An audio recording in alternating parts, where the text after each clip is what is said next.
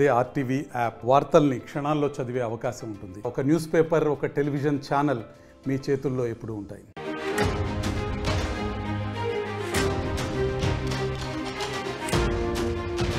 Breaking news చూస్తున్నాం. Congress party అగ్రనేత రాహుల్ గాంధీ చిక్కుల్లో పడ్డారు.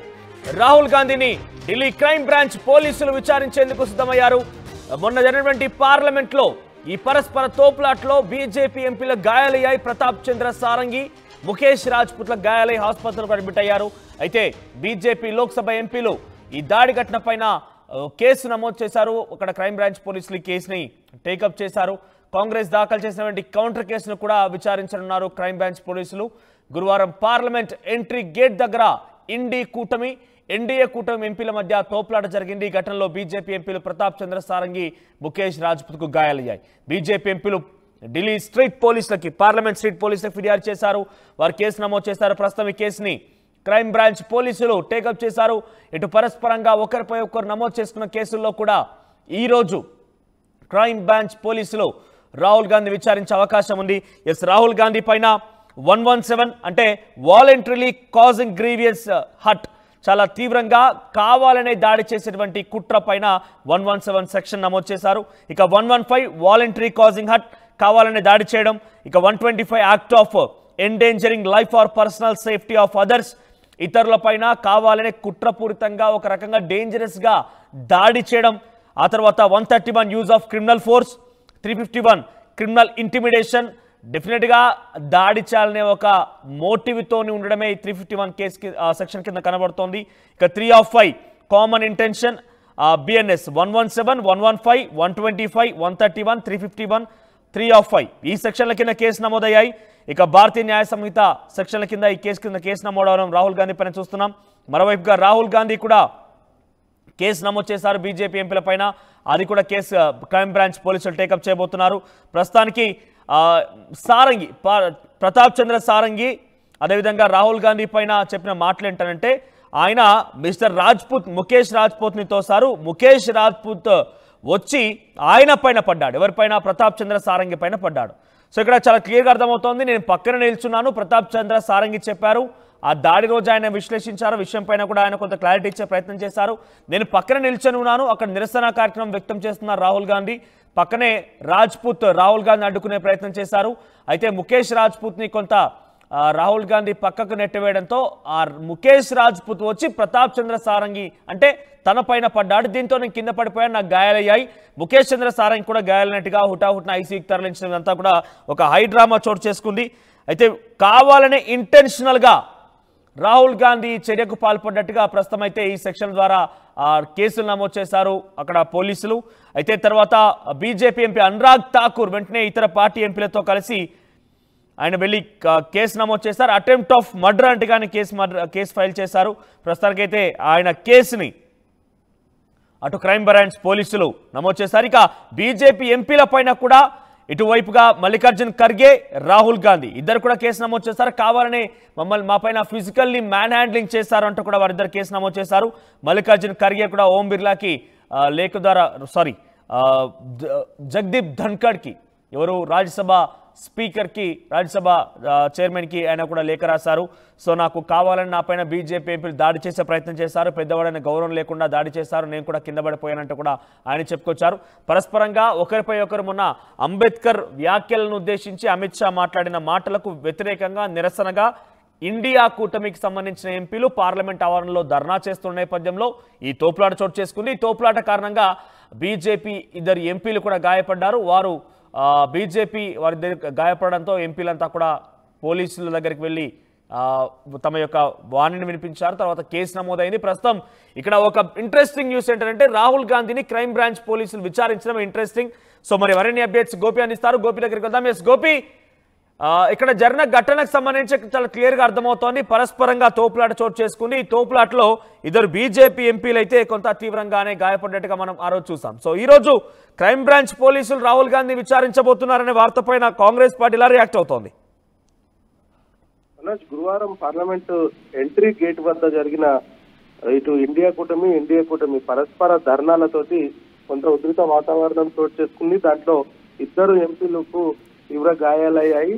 మరొక మహిళా ఎంపీ కూడా తనతో అసభ్యంగా ప్రవర్తించాడంటూ కూడా చైర్మన్ ధన్కర్ కు కంప్లైంట్ చేయడం జరిగింది. అయితే ఒకరిపై ఒకరు ఈ దాడికి సంబంధించిన అంశంలో పార్లమెంట్ స్ట్రీట్ పోలీస్ స్టేషన్ లో పరస్పరం ఫిర్యాదు చేయడం జరిగింది. ఆ 2 ఫిర్యాదులను కూడా పోలీసు వారు స్వీకరించి ఈ కేసును ఢిల్లీ క్రైమ్ బ్రాంచ్ కు ట్రాన్స్ఫర్ చేశారు. ఢిల్లీ క్రైమ్ బ్రాంచ్ ప్రస్తుతం ఈ కేసుకు ఇన్వెస్టిగేషన్ చేస్తుంది. అయితే రాహుల్ గాంధీని విచారిస్తారు. ఆయనను కూడా ఈ యొక్క ఘటనకు సంబంధించి, ఎందుకంటే ఇద్దరు ఎంపీల పైన దాడి జరగడం, అందులో సారంగపాణికి తలకి 2 కుట్లు పడడం, ఆయన ఇంకా ఐసీయూలోనే ఉండడము, కొంత ఏజ్ ఫ్యాక్టర్, ఇవన్నిటినీ కూడా ప్రస్తుతం పరిగణనలోకి తీసుకుంటున్నారు. ప్రతాప్ చంద్ర సారంగి, అదేవిధంగా రాజ్పుత్ కి పైకి కనపడే గాయాలు ఏవి జరగలేదు, కానీ ఆయన స్పృహ కోల్పోయాడు.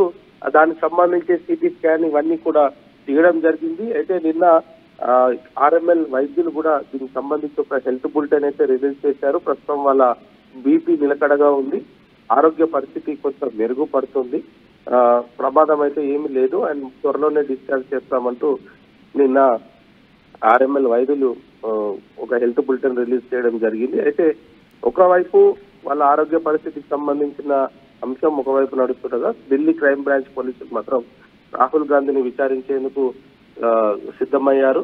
ఆ గేట్ ఇదే స్థాయిలో కాంగ్రెస్ పార్టీకి సంబంధించి మల్లికార్జున ఖర్గే, రాహుల్ గాంధీ కూడా ఫిర్యాదు చేశారు, పోలీసులు కంప్లైంట్ చేశారు. బీజేపీ ఎంపీలు కూడా తమ పైన దాడి చేసేందుకు ప్రయత్నం చేస్తారంటూ కూడా వీళ్ళు కంప్లైంట్ చేశారు. ఈ కంప్లైంట్ ని కూడా అదే స్థాయిలో సీరియస్ గా తీసుకునే అవకాశం ఉందా? ఆ 2 విచారణలు చేస్తామనేది ఢిల్లీ క్రైమ్ బ్రాంచ్ పోలీసులు అయితే చెప్తున్నారు. ఇటు కాంగ్రెస్ పార్టీ నేతలు చేసిన ఫిర్యాదు, బీజేపీ నేతలు చేసిన ఫిర్యాదు, రెండింటినీ కూడా సమానంగానే చూస్తాం, రెండింటిపైన కూడా విచారణ జరిపిస్తాం. తప్పు ఎవరిది అని తెలిస్తే వాళ్ళపైన ఎఫ్ఐఆర్ నమోదు చేస్తాం అనేది కూడా పోలీసులు అయితే చెప్తున్న పరిస్థితి ఉంది. అయితే అక్కడ స్థానికంగా ఉన్న సీసీ ఫుటేజ్ లో ప్రస్తుతం ఆ ఫుటేజ్ ని కూడా పరిశీలించాల్సి ఉంటుంది. దానికి సంబంధించి పార్లమెంట్ వ్యవహారాల మంత్రికి ఒక లేఖ కూడా రాయనున్నారు పోలీసులు. దాని అక్కడ ఇంటర్నల్ గా ఉన్న సీసీ ఫుటేజ్ ని కూడా మేము పరిశీలించాల్సి ఉంటుంది అని. అయితే అక్కడ ఒకేసారి అంటే ఇటు బీజేపీ నేతలు, ఇటు కాంగ్రెస్ నేతలు గుమ్మిగూడిన నేపథ్యంలో అందులో ఫుటేజ్ కనపడుతుందా లేదా అన్న ఒక సందేహం కూడా ప్రస్తుతం పోలీసులు వ్యక్తం చేస్తున్నారు. ఎందుకంటే సీసీ కెమెరాలకు కూడా కనపడని విధంగా అక్కడంతా కూడా గ్యాదర్ అయిన పరిస్థితి ఉంది. ఇరువైపులా కూడా ఇటు కాంగ్రెస్, బీజేపీ ఎంపీలు ఫిర్యాదు చేసిన దాంట్లో రాహుల్ గాంధీ పైన పలు సెక్షన్ల కింద కేసు నమోదైంది. కాంగ్రెస్ పార్టీ ఇచ్చిన ఫిర్యాదులో బీజేపీ ఎంపీల పైన ఏ సెక్షన్ల కింద కేసు నమోదైంది, ఎవరిని ప్రధానంగా తీసుకోబోతున్నారు దీంట్లో? ప్రస్తుతం అయితే బీజేపీ ఎంపీల పైన మాత్రం ఎవరిపైన కూడా ఎఫ్ఐఆర్ ఇంకా నమోదు కాలేదు. కేవలం కాంగ్రెస్ నేత రాహుల్ గాంధీని ఒక్కరిని టార్గెట్ చేస్తూ వాళ్ళు కంప్లైంట్ చేశారు కాబట్టి సింగిల్ వ్యక్తిగా రాహుల్ గాంధీ ఉండడంతో ఆయనను విచారించనున్నారు. అందులో ఒకవేళ విచారణ సమయంలో బీజేపీ నేతలదే తప్పని తెలిస్తే కనుక అప్పుడు అక్కడ ప్రత్యక్షంగా ఎవరెవరి ప్రమేయం ఉందో వాళ్ళపైన కేసులు నమోదయ్యే పరిస్థితి ఉంటుంది. అయితే ఇక్కడ 2 అంశాలు ఉన్నాయి. ఒకటి, కాంగ్రెస్ నేతలు ఇచ్చిన ఫిర్యాదు బీజేపీ నేతల పైన ఎవరి పర్టికులర్ ఇండివిజువల్ గా నేమ్స్ ఏవి కూడా మెన్షన్ చేయకుండా కాంగ్రెస్ నేతలు ఇచ్చిన ఫిర్యాదులో ఉంది. కానీ బీజేపీ నేతలు మాత్రం పర్టికులర్ గా రాహుల్ గాంధీ తోయడం వల్లే 2 ఎంపీలకు రక్త గాయాలయ్యాయి. ఒక ఎంపీ స్పృహ కోల్పోయాడు, ఒక ఎంపీకి రక్త గాయాలయ్యాయి. ఆయన తోయడంతో కింద పడిపోవడం జరిగింది. ఉద్దేశపూర్వకంగానే ఆయన పక్క నుంచి ప్లేస్ రాహుల్ గాంధీకి నోటీసులు సర్వ్ చేసే అవకాశం ఉందా, లేకపోతే డైరెక్ట్ గా ఆయన్ని ఈ కేసు ఆధారితంగా అరెస్ట్ చేస్తారా? ప్రస్తుతం అయితే పోలీసులు ఒకే విషయాన్ని అయితే చెప్తున్నారు. కేవలం విచారణ అయితే పూర్తి స్థాయిలో పారదర్శకంగా చేస్తాము, ఆ తర్వాతే అరెస్టులు ఉంటాయనేది మాత్రం వాళ్ళు చెప్తున్న పరిస్థితి ఉంది. కాబట్టి రాహుల్ గాంధీకి నోటీసులు ఇచ్చి విచారించే పరిస్థితి ఉంటుంది. రాహుల్ గాంధీ నివాసానికి వెళ్లి పోలీసులు అయితే విచారణ చేస్తారు. సో విచారణ తర్వాత ప్రాసెస్ ఏంటి అనే దానిపైన కూడా వాళ్ళు లోక్సభ స్పీకర్ పర్మిషన్ కూడా తీసుకోవాల్సి ఉంటుంది. ఇంకా అనేక ప్రొసీడింగ్స్ ఉన్నాయి కాబట్టి ఖచ్చితంగా రాహుల్ గాంధీ విచారణ అనంతరమే ఆయన పైన చర్యలు తీసుకునే అవకాశం ఉంటుంది. ముందుగా అయితే తనను విచారణ చేయడానికి నోటీసులు అయితే ఇస్తారు. ఆ నోటీసులు ఇచ్చిన తర్వాతే రాహుల్ గాంధీని విచారిస్తారు. అక్కడ జరిగింది ఏంటి అనేది కూడా పూర్తిగా స్టేట్మెంట్ ని రికార్డ్ చేసిన తర్వాత అక్కడ స్థానికంగా ఉన్న కెమెరాలకు సంబంధించి కావచ్చు, ప్రసార మాధ్యమాలలో టెలికాస్ట్ అయిన వీటిని కూడా పోలీసులు పరిగణనలోకి తీసుకొని వీటన్నిటిని కూడా పూర్తి స్థాయిలో విచారణ జరిపిన తర్వాత ఒకవేళ రాహుల్ గాంధీ చేసిన తప్పు అని తెలిస్తే కనుక అరెస్ట్ చేసి రిమాండ్ చేసే పరిస్థితి కనపడుతుంది మనోజ్. రైట్ గోపి, సో మొత్తం మీద కాంగ్రెస్ పార్టీ అగ్రనేత రాహుల్ గాంధీ పైన కేసు నమోదు చేశారు ఢిల్లీ క్రైమ్ బ్రాంచ్ పోలీసులు. ప్రస్తుతం ఈ కేసుని టేకప్ చేశారు. రాహుల్ గాంధీ విచారించే అవకాశం ఉంది. పరస్పరంగా ఒకరిపై ఒకరు తోపులాటే కాకుండా ఇద్దరు కూడా ఒకరిపై ఒకరు కంప్లైంట్ చేసుకున్నారు. ఈ కంప్లైంట్ ఆధారితంగా కేసులు నమోదయ్యాయి. అయితే రాహుల్ గాంధీతో పాటుగా రాహుల్ గాంధీకి సంబంధించి అయితే మల్లికార్జున ఖర్గే, రాహుల్ గాంధీ కూడా బీజేపీ ఎంపీలపైన కేసు నమోదు చేశారు. ఈ రెండు కేసులను కూడా క్రైమ్ బ్రాంచ్ పోలీసులు టేకప్ చేశారు. వారందరినీ కూడా పూర్తి ఇన్వెస్టిగేషన్ తర్వాత చర్యలు తీసుకుంటామని చెప్తున్నారు.